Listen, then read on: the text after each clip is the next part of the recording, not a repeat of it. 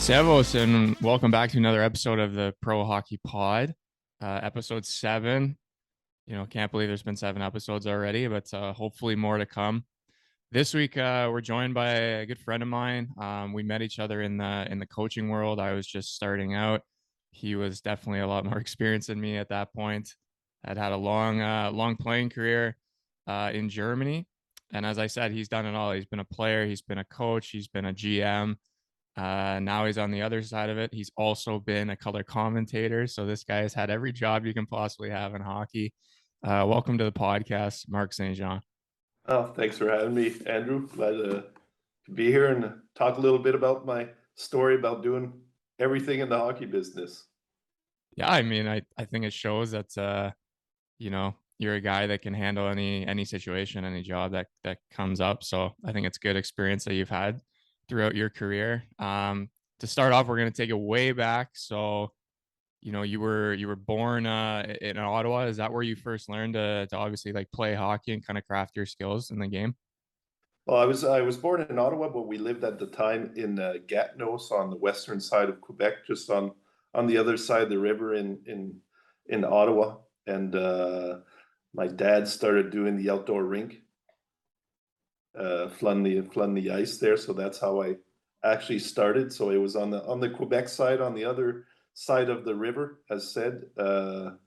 Didn't really enjoy hockey at the start.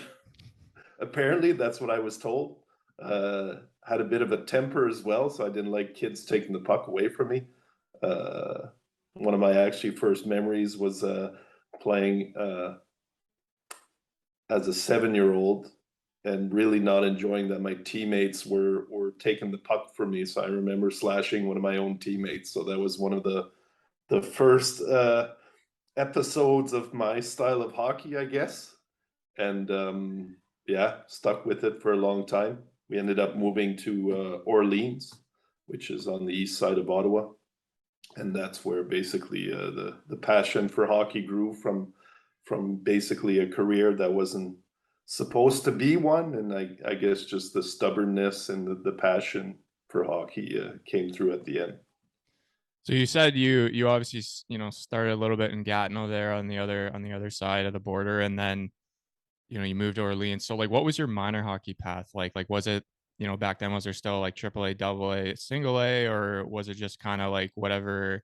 Smaller towns sometimes only have a certain level they only go up to because just for the amount of kids and stuff. So what was like your minor hockey path?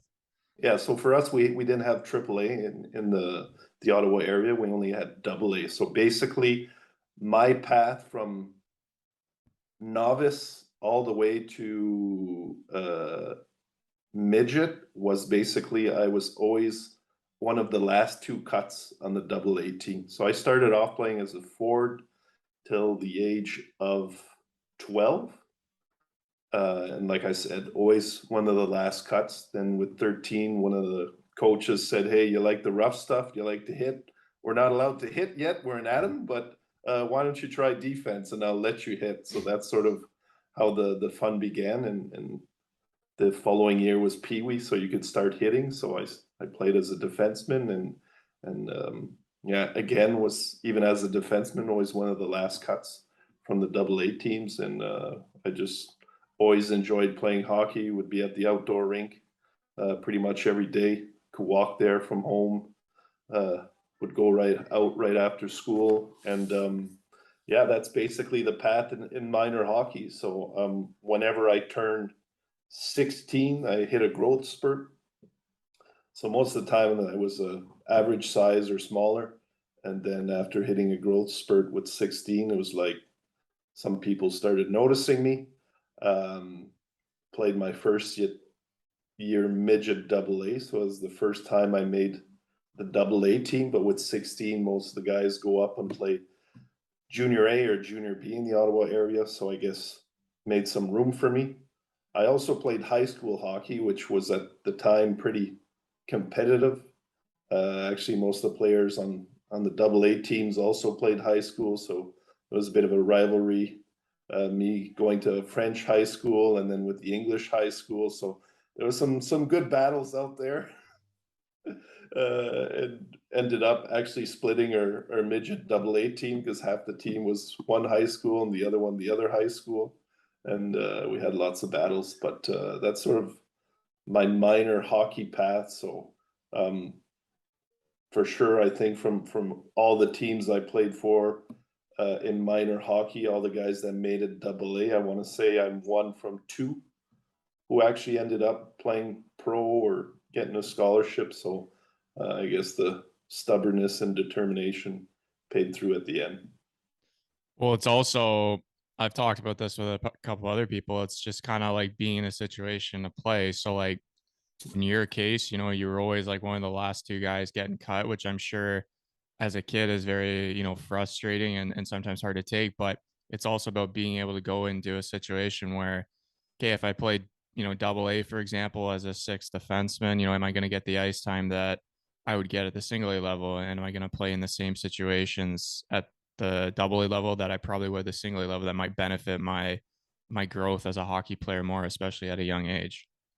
Yeah, probably in the long run that would have paid off. The other thing I think that really brought some resiliency is just being cut every year and being let down. I think that was something that uh, it's been sort of the story of my life, always being cut for something or something not working like it should. And I think just being used to it at such a young age, you have a mindset now that it's like, hey, okay, there's a reason it happens, and all you got to do is put your head down and keep going forward. Perseverance pays off. So after minor hockey, it's obviously time to make the jump to junior, and you played basically 3 years, at least on Elite Prospects, maybe four if there's one not there of Tier Two junior in the Ottawa League there in the CJHL. But you also played a game for Hull in the QMJHL. Um, Kind of want to talk about that because obviously, back then you have to make a choice. Like it's either, hey, I'm going to go play major junior, whether it's OHL, QMJHL, WHL, or I'm going to try to get a scholarship. And you evidently ended up doing both. I mean, you just got your toe a little bit wet in the queue, but can you share that story, how you end up getting a game and still able to get a scholarship after that? Yeah, so it's kind of a crazy story. I played junior B when I was 17, and then again hit another growth spurt. So I was getting bigger, and after a year junior B, people were sort of noticing me now. Hey, who's this kid now? He's pretty big, defenseman. He's got a mean streak and a pretty good shot. So um, through Claude Julien, a very successful coach from Orleans, so where I was growing up, he would always run camps for midget, bantam to midget players, and also had a pro camp too as well in Orleans. And just through his connection, I have actually had a best friend of mine who was the goalie at the time, Christian Bronsard. They invited me to go to the camp. And for me, the Hull Olympics was basically the Montreal Canadiens or Toronto Maple Leafs of my childhood. So growing up on the Gatineau side, my dad would always take me to go watch the junior games in Hull. So for me, I saw guys like Martin Jelena play, even later Jeremy Roenick, guys like that. So Hull was for me sort of like the holy grail, which I never thought I would get to be a part of. And that year, the Hull Olympics were hosting the Memorial Cup. And we talk about timing and everything. So basically, I get invited to their camp, and was told from my buddy, "Hey, you should fight a little bit so that they notice you." So I had actually not gotten in a fight previously to that, and I was actually 18 at the time. So I went to the camp and had my first fight on my second scrimmage. I remember after the first scrimmage,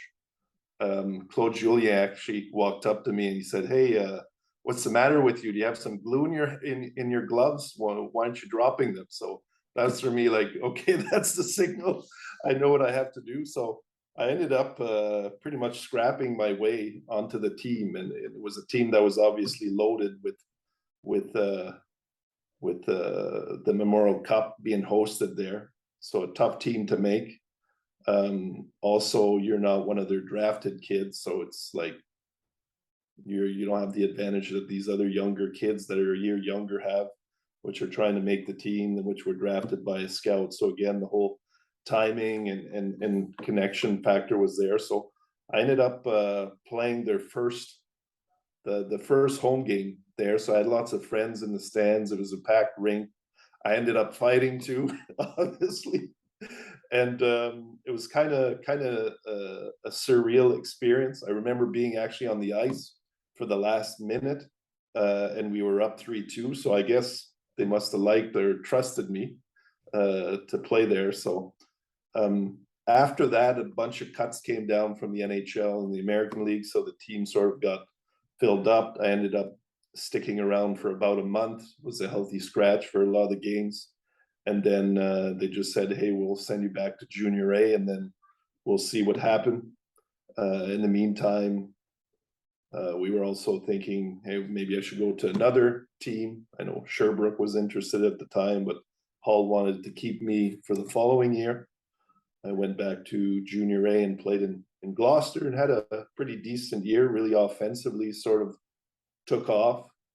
I think my body sort of caught up strength wise and just the confidence of going to a major junior camp kicked in, because I never thought I would end up playing major junior. Even junior A for me was like, no, I'll never make it there. But with 16, 17, things sort of aligned, and then I ended up playing junior A in Gloucester, got traded to Hawkesbury, and then going to Hawkesbury was the last place team. And I remember in the summer after we finished last place, the coaches there, they sort of asked me, hey, what do you think about our team and everything? And I gave my honest opinion, and all of a sudden in the summer things started changing there. The one thing I do have to say from my experience in Hull and practicing there for close to 3 months, I had never really had a D coach in my life, and that's something I tell a lot of people.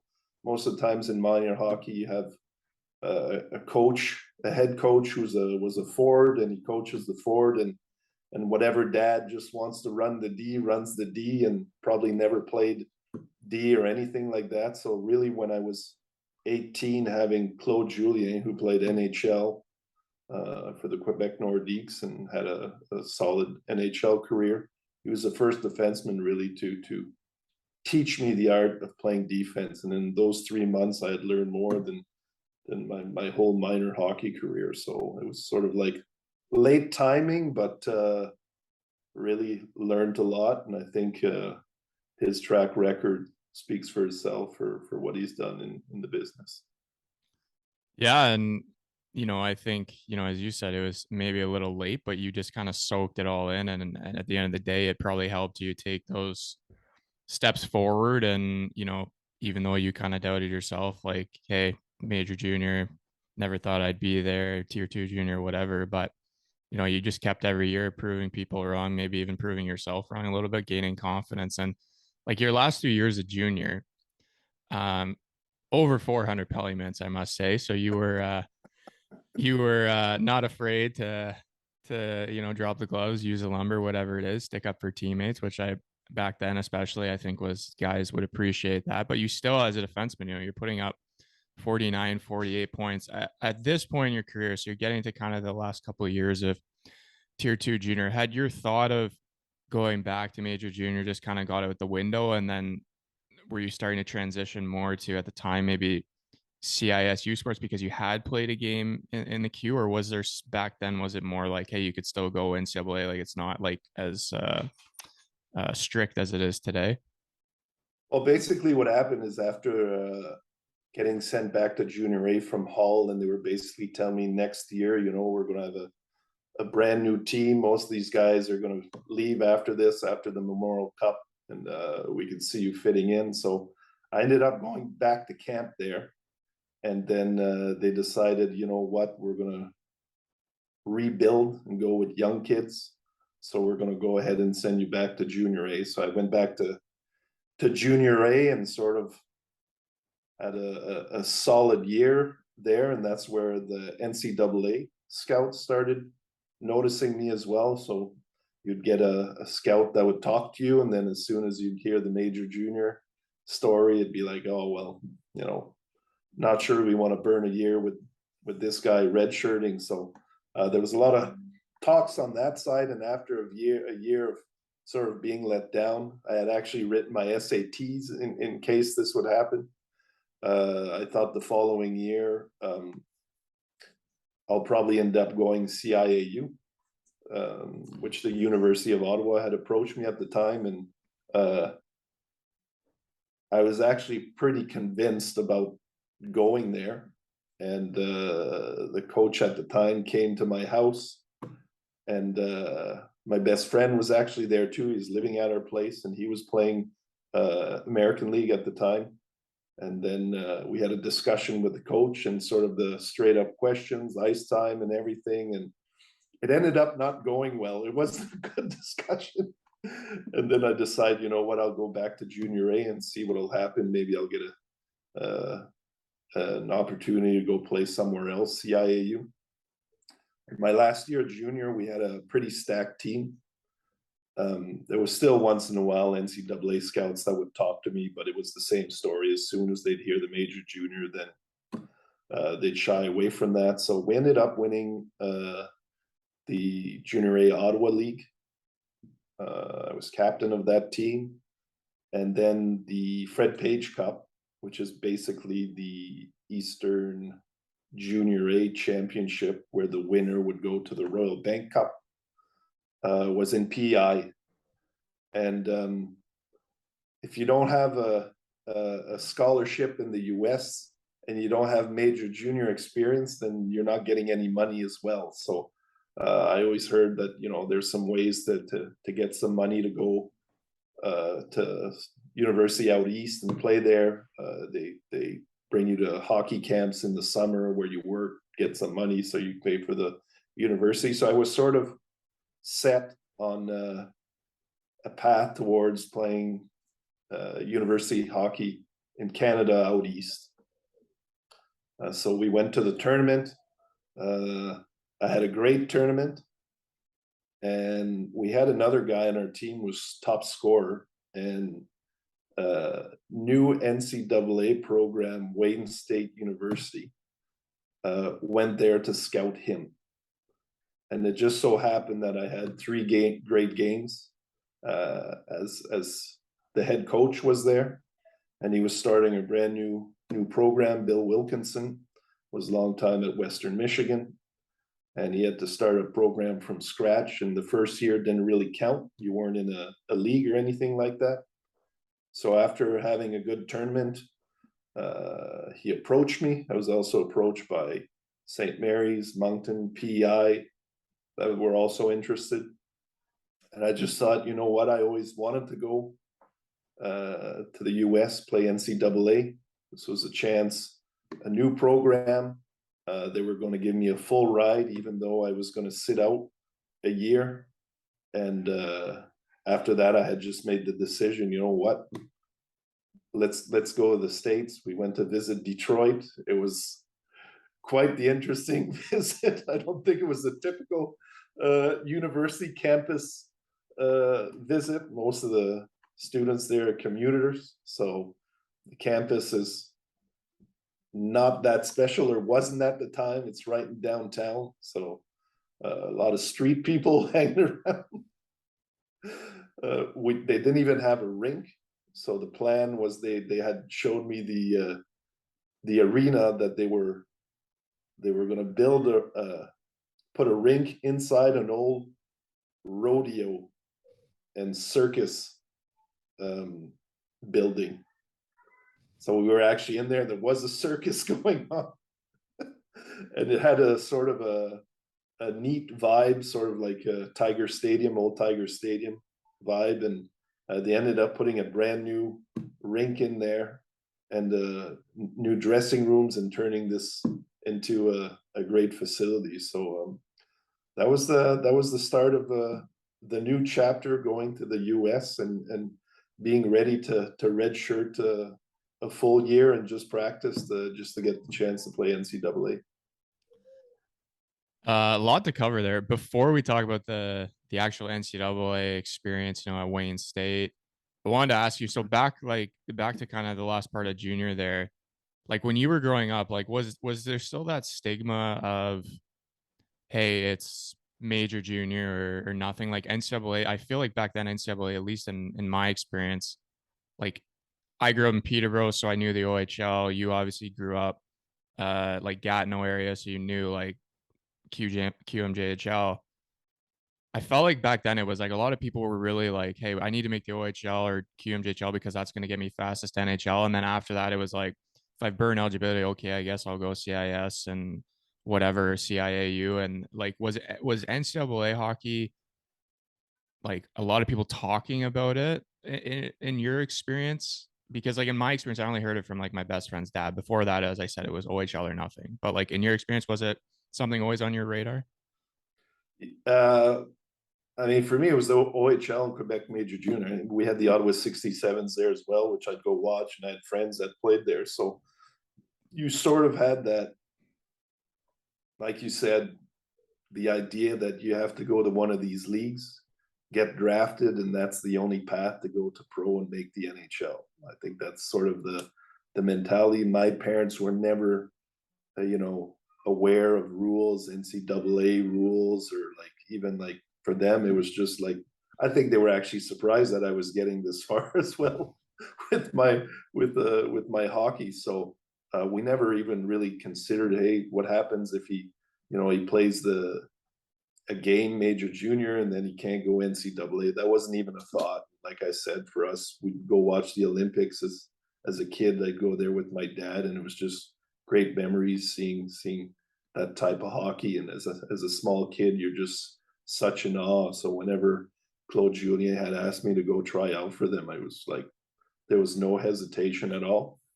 Um, I actually know some players that were like, "Hey, you got to be make sure with the NCAA," and I was like, you know what? Nobody's even talked to me in my career at all about NCAA or major junior or anything like that. So I'm like, hey, this might be a once in a lifetime opportunity. So I just decided to take it.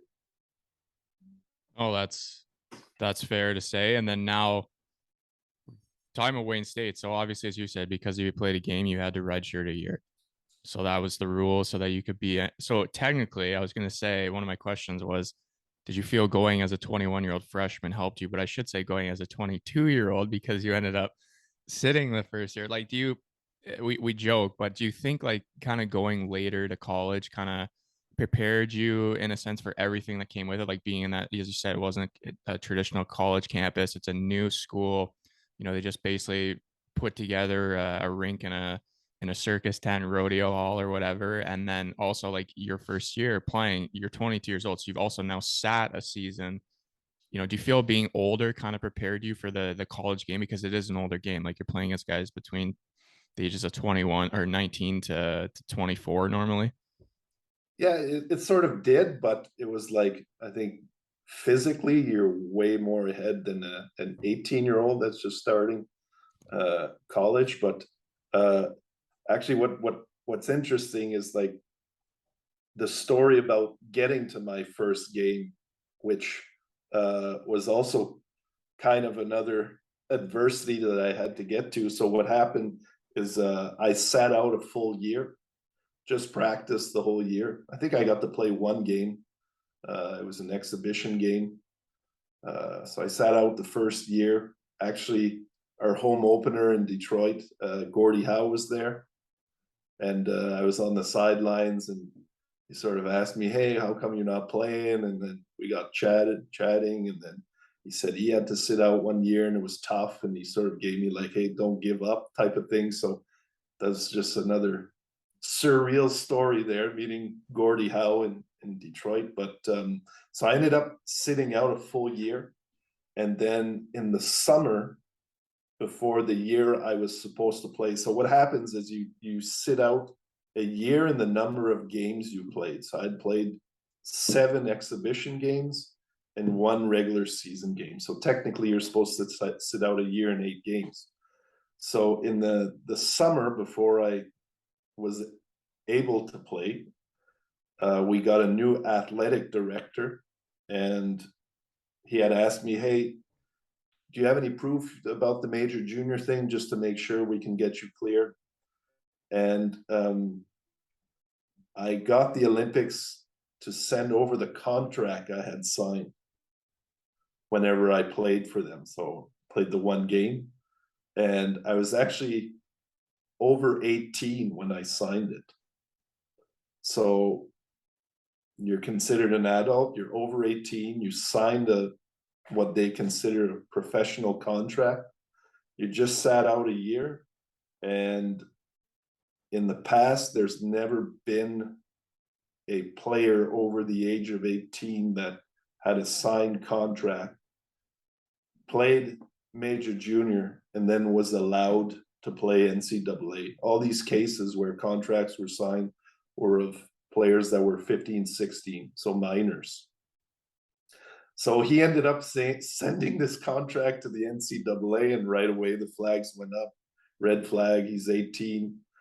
Um, he can't play. He's not allowed to play. He can't, even though he redshirted, he signed this contract as an adult. So all of a sudden I just sat out a full year of university.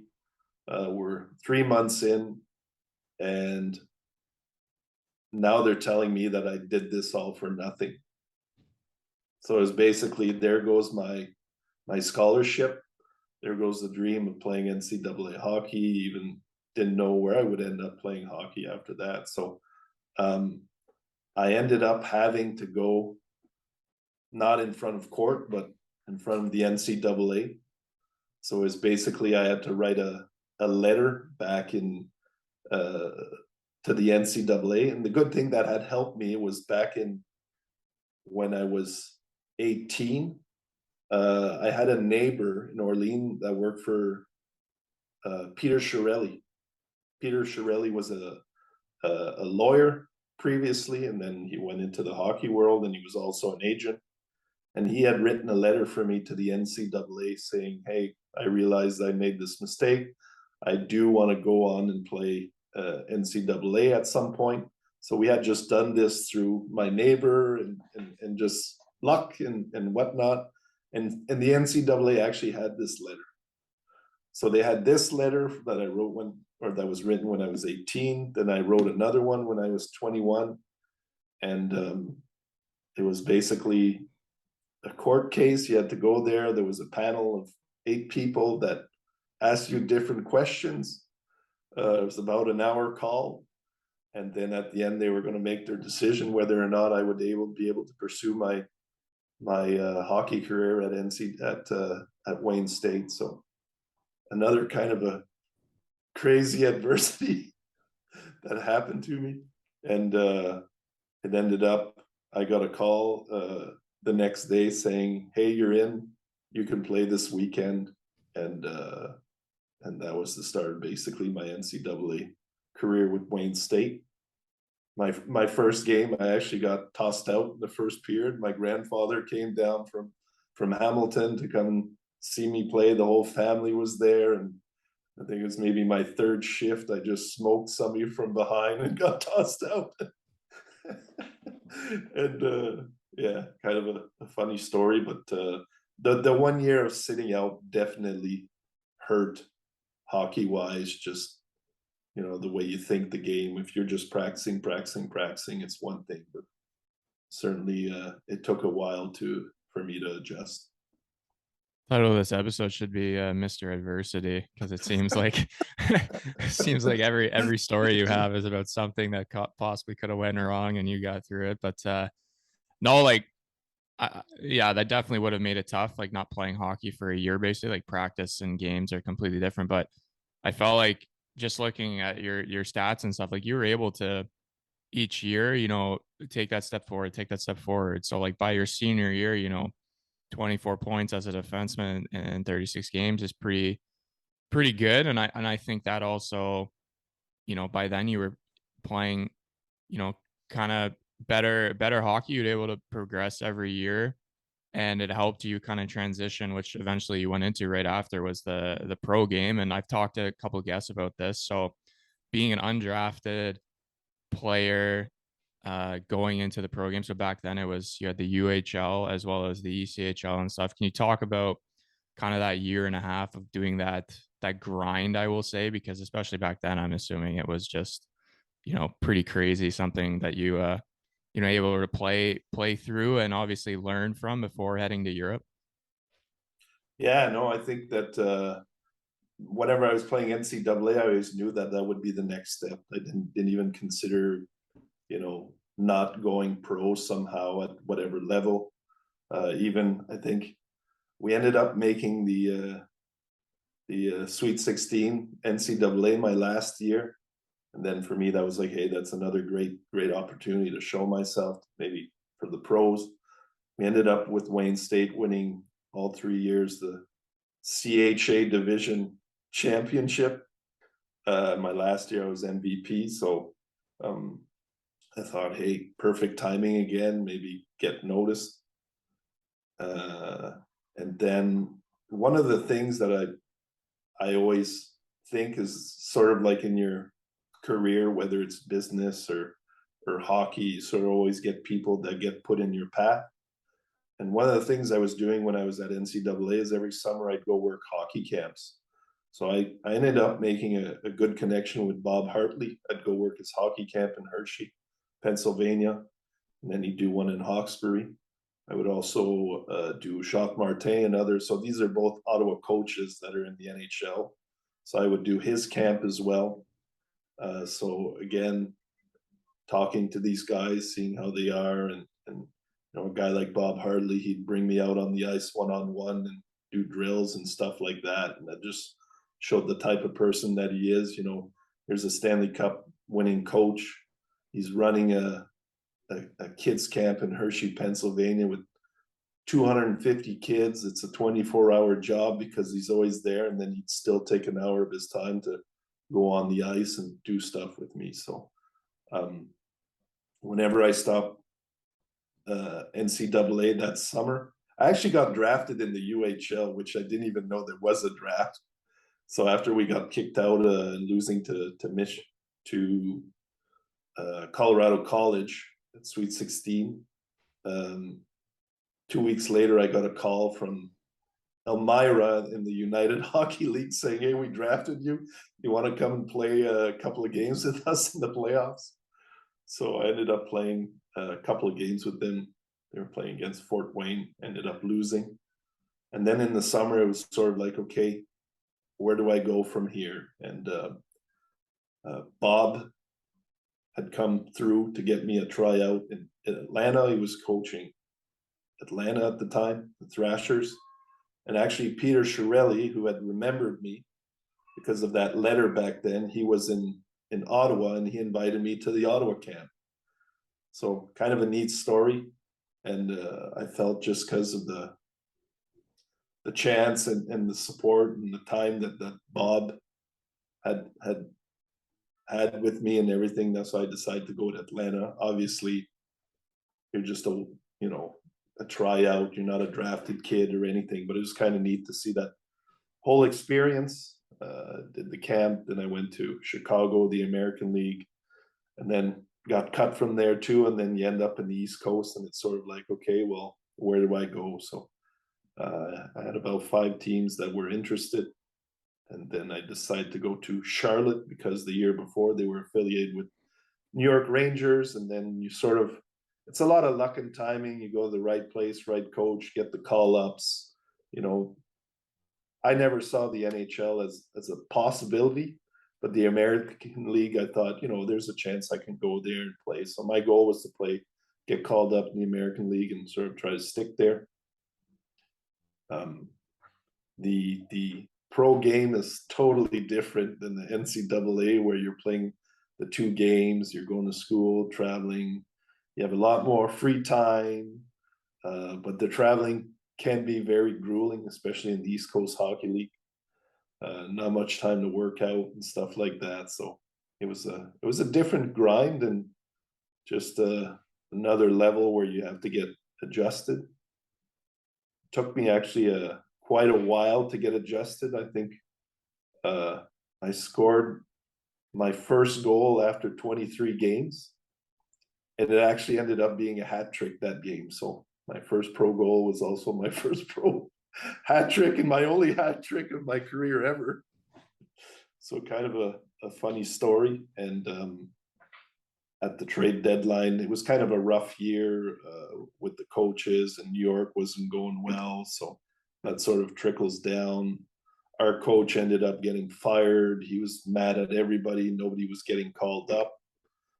The new guy came in who was the assistant coach, and he basically said, well, you guys all had call-ups during the year. You had one there, you had one there, but he was always saying no because he was pissed off at how the team was playing. So he wasn't letting anybody get called up. So again, sort of a timing thing. I ended up getting traded to Atlantic City, which they had won the East Coast Hockey League championship the previous year and were actually in first place. And went over there and didn't really adjust too well. And then sort of after that, I said, you know what, the grind over here is a little bit too much. Not sure I want to keep doing this. I had considered going to Europe, but I had also applied for a job in the summer. So I had done my summer, worked construction, and then got a call at the end of July from Larry Mitchell, who was an agent at the time, saying, "Hey, there's a team in Germany that would be interested to get you." I had also gotten the job at the bank, which the bank manager had actually called Bob Hartley and for a recommendation, and she had said in her 35 years of working, she had never heard such a good recommendation. And I think Bob had actually offered to pay my full salary if I wasn't half the guy that she thought I was. So again, kind of a funny story involving people that are put in your path. So yeah, so I talked to a lot of people and ended up deciding to go to Europe, to Germany, which the plan was to play 1 year, but obviously I ended up staying a lot longer. Well, just looking back, like that year in the coast, like obviously as you said, it was a grind, and you end up getting traded kind of at the end there. But for your first full year pro, I mean, as a defenseman, you know, you put up 28 points. Like I don't think that's, you know, terrible by any means. That's probably a very good point production. And I wanted to ask, so right away, like you had said, okay, after this year, like I'm done with this grind. Like either I'm gonna go get the real job. So whether it was at the bank or I'm gonna go to Europe, like you didn't want to, in a sense, try one more year to say, hey, if I can build on this year, maybe I can get that call up to the AHL. Yeah, I think when I look back, I think I came over here too early. I should have gave it a shot another year. You never know what happens. And I mean, if you do end up getting called up somewhere and somebody likes you, which, you know, a lot of times in hockey, it's the breaks. And if there's a coach somewhere that likes you, he'll bring you up to the American League or injuries or stuff like that. So looking back, if I would do it over again, I would definitely play another year and just grind it out and just see where it takes you. Because at the end, you know, if I did end up going to Europe and maybe getting a call up or having a better season in the East Coast means, you know, you get a contract in the higher league in Europe, whether it's the DL or Austria or whatnot, Sweden. Those are sort of the breaks you look back on that, you know, shoulda, woulda, coulda, maybe, but doesn't always happen that way. But looking back, definitely, I should have stuck out another year to see where it brings me, just to give it a shot. Because, like I said, NHL was never anything I had thought that would be possible. But again, maybe getting called up in the AHL, and we actually had a player when I played in the Coast. He started in the Coast, won the AHL, and got called up for one game in the NHL. That was one game in the NHL. You know, I think that's the dream of every Canadian kid growing up, getting called up there or playing in the NHL. So um, I think, like I said, looking back, probably sticking another year would have probably been better career wise. I think it's easy, as you said, it's easy to look back now and say that. Like at the time, it could have been, you don't get off to a good start, then maybe those Europe offers aren't there as well. So like I think you can make an argument for every side of it. But obviously after you make the decision to go to Europe and you end up playing the next 8 years in Germany, both in the second league and in the third league.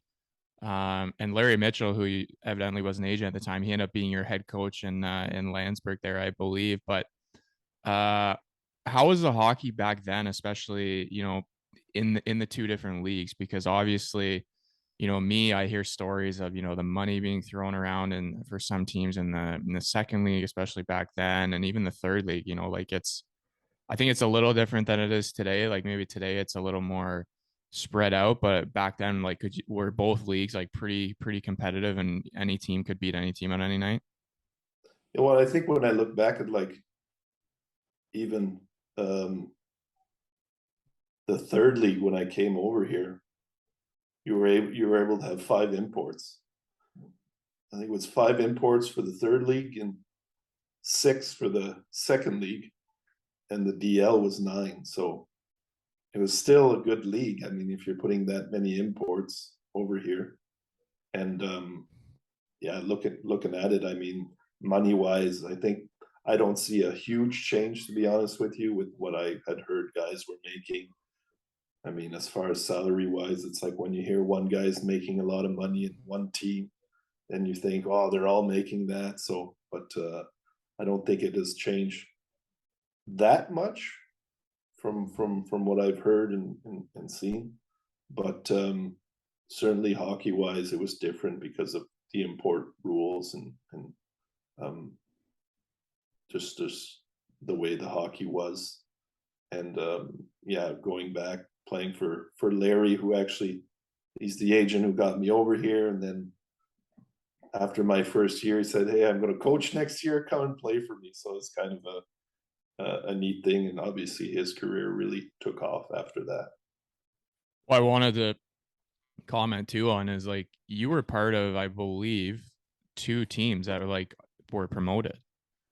So you, at least on Leap Prospects, it says like Landsberg was in the third league, then the next year they went to the second league, and then also with Tolles. So you were able to at least go to a couple teams and help them have good years in the third league. And then next year the reward was, hey, go to the second league. So for me, that shows, obviously you were part of a winning culture and were on some successful teams.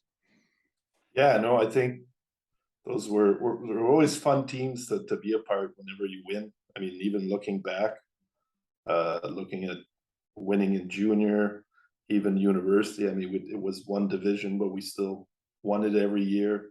And going to Landsberg, winning there later on, going back to Bad Tolds, winning there, and then sort of learning what type of characters you need to win championships and go far is something that I always brought with me and noticed.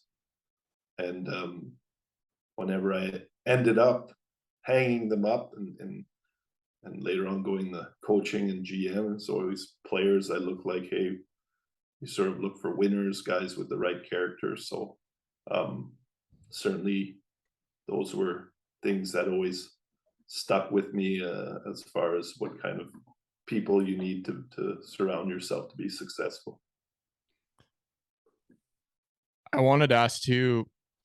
So when I've talked to some other people who've played in Germany, back around that time, like it seemed very common that either guys would play somewhere for maybe half a year, then switch somewhere. Like there was a lot of, I feel like, moving around back then for players, and it could have been for many reasons. Like some teams obviously would go bankrupt, a guy would have to switch, then the next year all this money would come back, that team would be back in. Like in your experience, did you see a lot of guys like changing, especially in your playing days in Germany? Yeah, it's sort of because just the contracts are different here. You have a 1 year contract, so it's not like you're in the East Coast or American League, where if they don't like you or if it's not working out, you can talk to your agent and say, "Hey, trade me or send me somewhere else." Or, I mean, usually you get a contract, you're stuck, and even if it doesn't work out, the money's good, so you just stick it out and say, who cares? You can't do anything.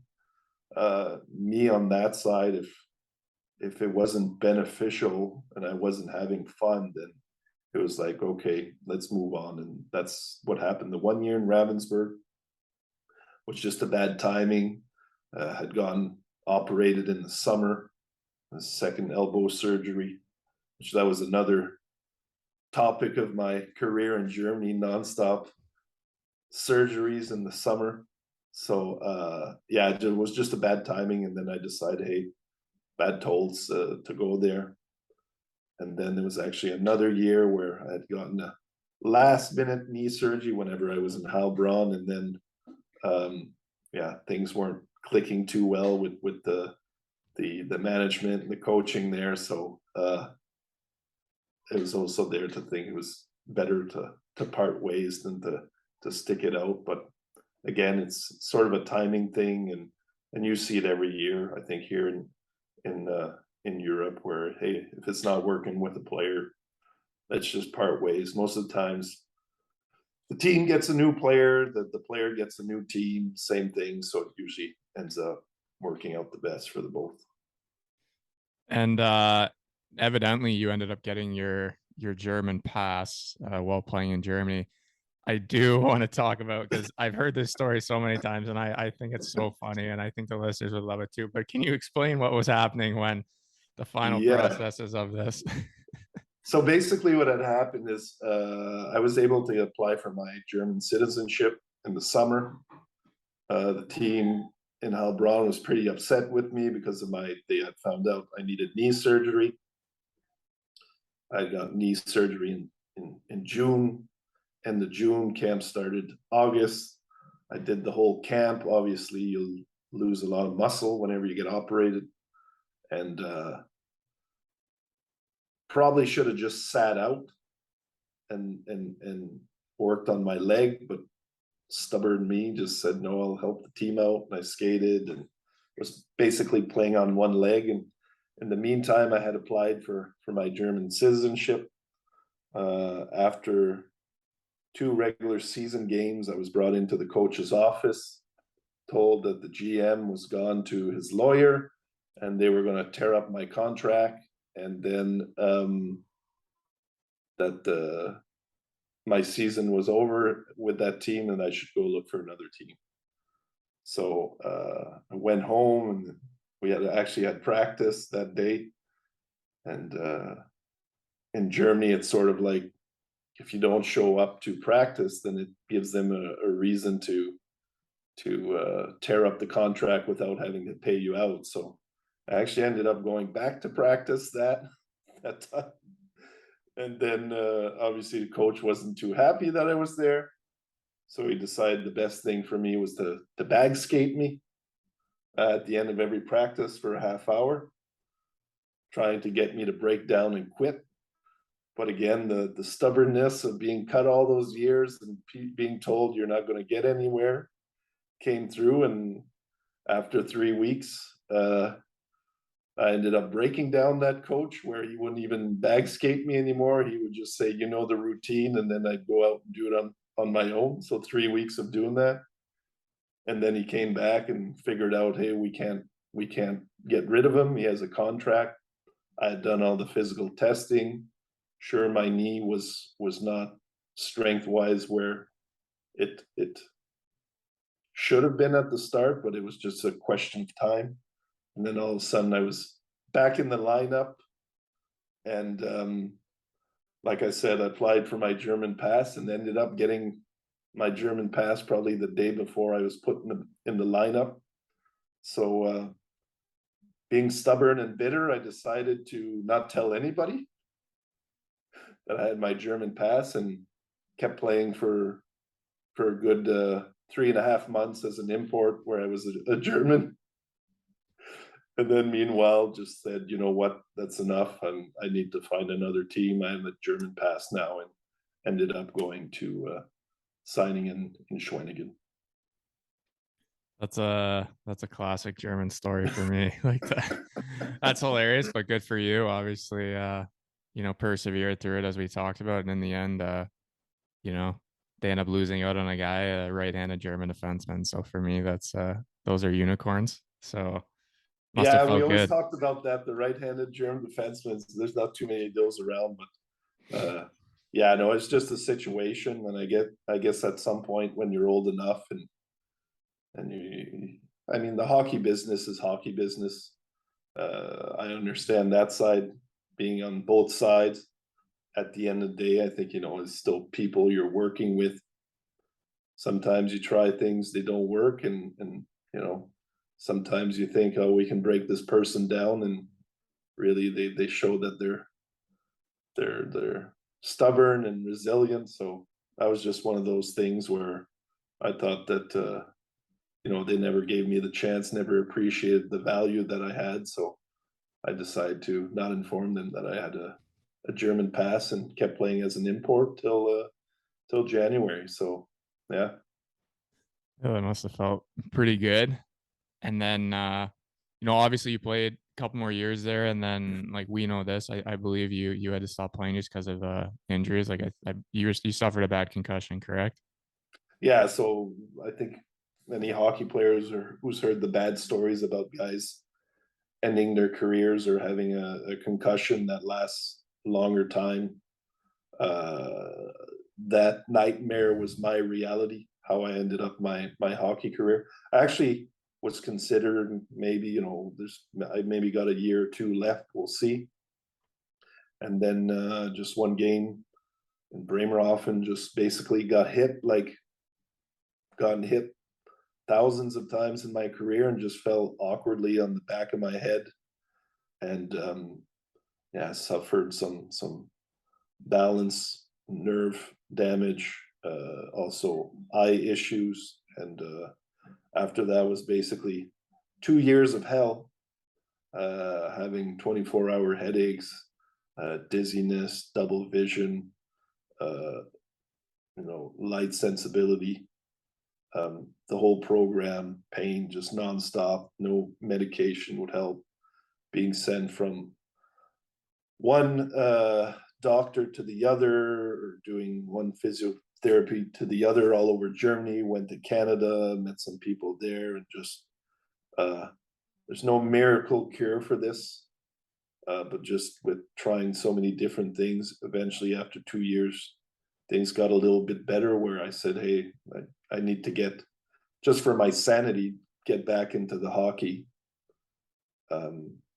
Also when you have a concussion like that, and small kids at home, it's a recipe for disaster as well, where you're half the day in the dark just trying to not think about the massive headache you have. So it was a tough time where it was a lot of baby steps trying to move forward, and then eventually um, I got into contact with Bietigheim here in the area. Good friend of mine who's now a ref in the DL, Basti Steingros. I had played with him in Dresden where I had my concussion. I called him up, said, "Hey, maybe you guys need an assistant coach. Don't need any money. I just want to do something." So I started out doing that. I would do one practice and do both games behind the bench at the start. It eventually got a little bit more. And after the first year of being an assistant coach, they said, the head coach at the time and the managing director said, "Hey, you know all the players, you know the league. Why don't you start building the team for us?" And uh, my second year ended up getting a lot of guys that I knew, going back to those winning characters, and we ended up in that first year finishing first place and winning the league. But unfortunately, you weren't able to move up at that time, so we won it and ended up staying in the second league again. Oh, I was going to comment on that. Like, I believe you worked in Bietigheim for 7 seasons, as assistant coach and eventually also like sport manager, as you said, after that first year. And I mean, your resume or record, whatever you want to call it, speaks for itself. I mean, 7 years there, I believe 5 finals appearances and evidently 2 championships. one against me. Still hurts, but I just want to like that must have felt, as you said, like you knew the league because you'd played in it the past 8 years before transitioning off to the other side, or still new guys in the league. Like I feel like that was such an advantage, and Biedekheim obviously saw that in you. Like this is someone who knows the players, knows how people are as teammates as well, how their character is, and obviously gave you that permission to or power to build these teams. And it must, like looking back, it must look like pretty good. Like being like, yeah, like couldn't really get any better. Like yeah, maybe win all 5 times you were in the final, but that's not Yeah, that. which to be honest with you, it would have been possible if it weren't for injuries and Mm-hmm. I mean anybody who's won a championship anywhere knows there's a lot of luck and timing and bounces and breaks that need to go the right way, but still going to the finals 5 years in a row. And I mean, to me, looking back, that was a lot of collective group with Kevin Gadet being the head coach and his successful coaching style as well, and learning from him, and the fact that he trusted me to be like, yeah, you go get the players, and you know, you do that, and I'll coach them, and we sort of really were a solid team there together. Which those 5 years working with him, really learned a lot from him. Well, I have to say, like just having someone who like has that trust in you, like it's not like you had been working in the business on that side for 10 years or something. Like you were new to that side of it, but you had played in the league, as I said. So like for someone like Kevin, who obviously has a really good resume as a coach, to be like, hey, you build the team, I trust you, and together I believe, like, if everything works out, like we're gonna be a good team every year, be have a chance every year to win a championship. Like that must have felt like, I don't know how to say that, but like it basically, like having that confidence so early on, it must have been such an easier working environment than like, right away being like feeling under the gun or something. Yeah, no, I think it's just like one for the people there to recognize, hey, this guy knows a lot about the league, knows a lot about players, and has a good network in ice hockey. So let's give it a shot, right? And I remember going there, and one of the first things he had asked me, what do you think about my team? What do you think about these players? And I could give a scouting report on all these guys, having played against them or heard how they were character wise and stuff like that. So um, obviously from the start, it was like, oh, okay, well, this guy knows what he's talking about. Um, just working with the guys too, I think that it's something you build step by step, and then we had a really good system going on there, which obviously brought us always in the finals and the two championships there. So yeah, I think it's again, we talk about luck, timing, right people being put in your path, and for me, Kevin was certainly one of them for my coaching career. You guys definitely always had a good base in Biedekheim. And what I mean is like the core, every year would come back, and maybe each year you'd have to, I don't know, change 2, 3, 4 pieces depending on, performance, or maybe someone's retiring, going somewhere else, whatever. But I felt that was the reason every you guys were able to be so successful. Or one of the reasons was because that core would stay together. Everyone knew, playing with each other, that familiarity. They're all good guys in the room. I know personally, like playing against you guys in the finals that one year, like we had a really good team. We finished first that year, but I felt like you guys were built for that playoff hockey, where we were more built for the season, where there's more free ice, you can do what you want. And then when you get into those games where it's tight, there's a lot more checking. Like that's when you guys started to each game thrive a little more, and evidently end up winning the championship. Um, Wanted to ask you, like, what was your guess like concept, or how would you build a team? Like what were you looking for in terms of players, their character, the way they played? Like was there a certain recipe you were always trying to have your teams be like? Obviously the character thing. I'm a big fan, and I learned this from Bob Hartley, that it's trying to get good people, and when you have good people that you know want to win, they're willing to do whatever it takes to win. That could mean, taking on a different role and or doing the little things. And I mean, you go through a hockey career from minor hockey going up, and you see guys that are talented but only look for their points and stuff like that. So to me, it was always trying to find these guys that you know whether it's point wise, they're not looking for their points, they're looking for the team to win, doing the little character stuff, shot blocking, communicating, guys you can work with that want to get better. And you see that during the game, whether it's making a play, taking a hit to make a play, doing the unselfish things, the communication on the ice, which is always, especially as a D man, a lot of times you have your back to the play. So having guys that communicate, as far as the skill set that's needed to to build teams to have success, I always thought it was sort of a puzzle, and if you have those character guys that know how to win, you sort of build around them. You make little adjustments here and there, and sometimes they pan out, sometimes they don't. And when we look at even the NHL teams that win, they win because of their depth and their character guys that are maybe in the third, fourth line, or that fourth, fifth D man that do the extra. And the number one, like I said, has always been character. What kind of person is this? What kind of guy is this? So that's basically how I always looked at the building of teams. Then obviously there you can get more into the details. Where does he play? Penalty kill, power play, position. It's all things that you have to consider.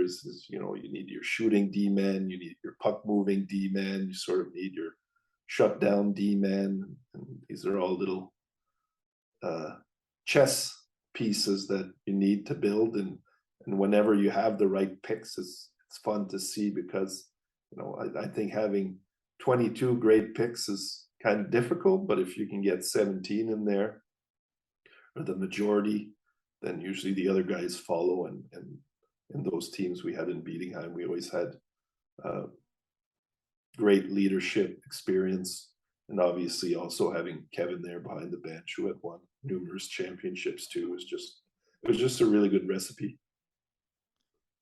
One other thing I wanted to ask about that is, obviously it's, as you said, getting 22 perfect guys who all understand what they need to be, like that's, sometimes is a dream. It's not really realistic. How would you and maybe Kevin together, or you and your coaching staff, when you had a player that you felt it was the right piece but just needed to maybe understand, hey, I know you want to be this role, but on this team you need to be this role, and that's where you can help us be successful. Like sometimes it's hard for players to understand that. Like everybody wants to be the scorer, they want to play power play, get their points, because evidently that normally means more money or other opportunities. But sometimes there's guys who, like personally in my experience, like I appreciate the third line guys or the fourth line guys, because if they know their role correctly, they're just as valuable as the top line guys. But sometimes it takes, a little like talking to, or for them to fully understand, hey, just because you're not going out there on the first power play and putting up points doesn't mean you're not as valuable to this team. Like, do you have any examples of that, or like how you would address kind of situations like that? Yeah, I mean, when you look back as a player, you always have sort of an idea of what player you think you are, and whether it's somebody you admired in the NHL or somebody growing up, you always think, "Oh, I'm this type of defenseman." And certainly, depending where you played in the past, and maybe minor hockey, or like maybe here in Germany where you were dominant, and you think, "Yeah, well, I always put up points," then for sure I'm an offensive guy. So I think there's a lot of misconceptions of what players actually are. And I think there's always like a time where in a career it either makes click and you get it, or you just go on your whole career thinking you're another type of player. So um, again, going back to the character thing, if you have a good person, well, it's somebody you can work with. there's guys that just always think, well, I played minor hockey, I was first line, first power play. I should always be that, even though maybe it's a higher league now. Um, but at the end of the day, whether you're a coach or GM, you want the best for your player, whether it's in the team or even for his career, right? So I think you see here in Germany a lot of guys that get called up to the DL after having a successful year in the second league. And what does success mean? Putting up points, and then they go up to the DL and they're not in the first two lines or even the third, on the fourth, and it's more of a role. And now they're not willing to fulfill that role. So it's sort of a click that needs to happen within a player to realize, okay, this is what I am, this is what I have. Either I decide, okay, I go to the DL, maybe start out fourth line, third line, work my way up, grind it out, learn to play hockey the right way, or use it as an excuse I'm not getting the chance, and then say I'm going to go back down and second or third league, have more fun, and then I'll have my power play and just do whatever I want. So um, at the end of the day, the click doesn't always happen, but I mean, um, I remember a coach telling me what type of player he thought I was, and I said, "There's no way in hell I'm like that person," because I always envision, a Mal McInnes or Scott Stevens or whatnot, whoever you admire. And then looking back, and I was like, you know what, that guy was right. I was a big bad skating defenseman who would put up points. So yeah, looking back, I think some coaches do have a clue of what type of player you are, and I think they mean it the right way when they try to guide you sort of to build to your strength. Yeah, that's very true. And sometimes you don't realize that until after you're done playing or a couple years down the road when you look back and go, yeah, he was right. He knew what he was talking about. I should have done this, or I was this there. But another question I had for you was being an assistant coach and sport manager. So that's like two different sides. Like you're every day at the rink, you're doing practice plans, meeting with players, video on the bench, traveling with the team. How are you able to also handle the sport manager side of it? Whether it's speaking with agents, either going scouting or scouting online. Obviously, today there's a lot of websites where there's a lot of good video where you can obviously scout players. Like, how are you able to balance, both sides? Because it's not an easy thing to do. I think the scouting part, I would, because I'm running the D, and at some point you're just used to, you know how to run the D. You have the feel for it. But during the game, you can sort of scout there too.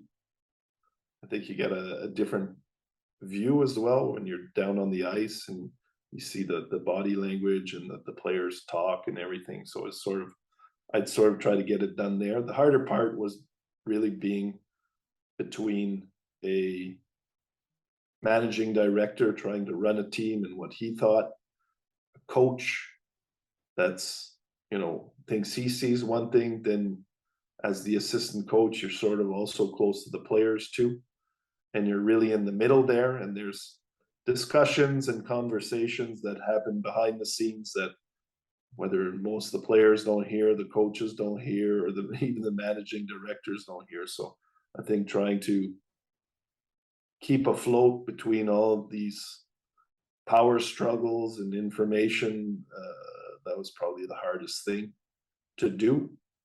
I don't think it's something I would do again, especially as an assistant coach.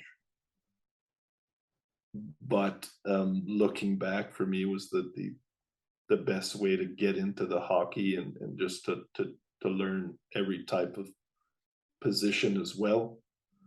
And I mean, looking in Germany, I think second league, there's not that many GM positions. Mostly it's a coach and assistant coach. So for me, I just looked at it trying to get experience from all different sides, but it was certainly tough sometimes when you hear things and then you're dealing with you're just in the middle of everything, right? So very difficult to sort out all the the talks that are going on behind the scene. Yeah, that's very true. Obviously, I've seen that too, being in kind of a similar situation. I will say though, the bench part, like I give you a lot of credit. I mean, it just shows like how you're able to scout because running a bench is not easy, like especially if you're new to it. Like I know a lot of players, they go, "Oh yeah, when I'm done, I'll just be an assistant coach." And but like to be able to make these split second decisions, doing matchups, knowing who's good against what unit, kind of stuff like that, controlling the bench, like that's something I think some people are natural to it and it maybe comes quick, but like someone like myself, it took me a couple of years to kind of get the flow, understand like how to do it properly, good communicating with the D, pause it, but also like coaching them. And for you to talk about being able to also, running the D, winning championships, but also scouting other teams and knowing, like, looking at players being like, hey, this guy could fit on our team, this guy maybe not. Like to me, that's shows a lot to your kind of like your hockey brain and how actually good, everything functions towards that, because it's not easy to, I know me personally, if when I scout a game, if I have to look at two teams and scout both teams, I got to take it period by period, like one period focus on this team, next period focus on that team. So obviously you had a good hockey mind for it, even with all those conkies. Yeah, no, I think it also goes back to the experience of being a forward till 13 and playing as a D man, and then also then you're running a D group, which is, it's only, I mean, 6 or 7 players, which is a little, it's easier than running the forwards, obviously. But um, another thing that when I worked with Kevin, he just said, "You run the D, you know how it works," and just basically doing it that way, which everybody did their job, which I think that's how a good team works. Um, but also having the chance to, in the past, like I said, learn a bit from Claude Julien, learn a bit from, or actually really a lot from Bob Hartley, which I actually had the chance to meet again in 2017, and he had invited me to work with him with the Latvian national team. So again, he was coming off his 3 years in Calgary, and again going behind the bench with a guy like that, it's just soaking up all the information. And I mean, as far as running the D, it was sort of second nature because you were a D man your whole life, and you sort of have the feeling for the players as well. But it's the other thing, if you're picking the players, then you know what their strengths are, where you can play them. You sort of build your D core that way too. Well, your top five, your number six, and share the ice time, who does what, and who do you put in which situations. It just became normal. And then, like I said, being close to the game, you get a different feel from the opponent, but also your own team, how they react. So you see the characters again, how some guys, when things get tough, sort of turn a different way. So there's certainly advantages to being there close to the action. And obviously now you've transitioned into the business world, or the real world, as us hockey players would say. But do you see yourself maybe in the future like returning to hockey in some shape or form? Absolutely. I mean, like I was asked this year to do some color commentating in German, so and I thought about it. Sure, absolutely. My German's not perfect, but just to be involved in the game and sort of talk about what I see and stuff like that. I think hockey's a passion that for me will never go away, and I'm sure for you it's the same thing. You always miss it no matter what, because you'll never get that type of team atmosphere and collectiveness to achieve a goal. And once you get out of the business and go into the real world, so to speak, you get close to it if you're lucky. But I think to really have a group of guys come together to achieve something, it's something that always sticks inside you. I always tell you people that whatever championship I won, I can name you the name of every guy that was on that team, just because you always sort of bond together um, during that time. But I certainly don't rule it out. What I do right now is somewhat very similar as far as you're working with people. It's, I mean, now businesses, they don't see more management, they see more coaching as well. So all the experience previously working with sponsors, working on the business side, working with the players, agents or whatnot, it's the exact same thing that I'm doing right now, but it's instead of hockey, it's IT. So fast moving world. Also lots of changes, not trades, but changes within the IT world, and certainly keeps you on your toes. And it's a lifelong learning business as well. If you want to be successful in it, and at the end, it's working with people, and you know, if you're a part of the team, then you want to have those right characters on that team. Well, I think that's just kind of been your life. You've always been adjusting on the fly, living different places, different scenarios, speaking three languages. So you're always, trying to improve your knowledge, whether it was in the hockey game on ice, behind the bench, in management, and now obviously in IT. So I think that goes a long way to show the type of person that you are. And obviously, it's not always easy, but you're able to, always persevere. The last two questions I had for you, obviously you've touched on it a little bit with this one, but when you look back on your career, both playing and coaching, like did you ever picture, hey, I would have had some sort of career like this, or was it all just, kind of a dream to you and you look back and go, wow, like that's crazy that I was able to accomplish all that? Absolutely, and that's something, to be honest with you, I take every day. And a lot of people at work, they're like you're so laid back. You're like you respect everybody, and you're like, whether I'm talking with the CEO or whoever's changing the garbage at work, I'll treat them the same way. Um, but for sure, looking back, you know, I didn't have to work a day in my life until my first job, real job now, when I turned 41. So that's a lot of years where a lot of people, when you get into working in the real world, they can't say they've had that. And um, it's been a crazy ride, and there's a lot of luck involved in meeting the right people, and realizing when those people come in your path during your career, whether it is in ice hockey or whatnot.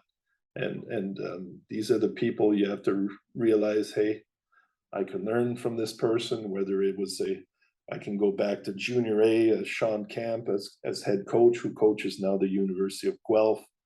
Um, Bill Wilkinson, who coached NCAA for 35 years.